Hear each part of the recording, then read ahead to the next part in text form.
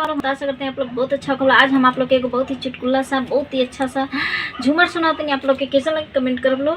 मजाकिया बाटे तो आप के बुरा ना मानी।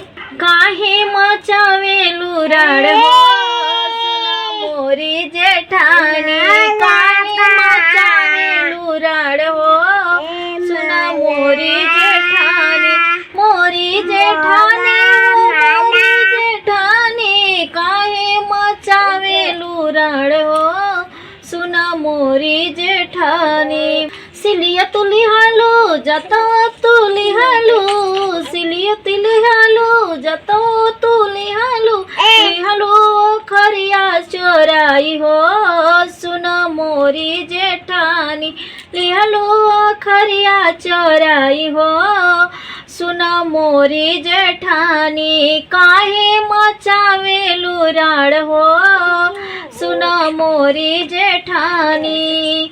देवरों के लिहालो ना नदियों के लिहालो, देवरों के लिहालो ना नदियों के लिहालो, मोर पिया लेलू भर माई हो सुना मोरी जेठानी, मोर पिया लेलू भर माई हो सुना मोरी जेठानी। काहे ना जालू अलगाई हो सुना मोरी जेठानी। बढ़िया।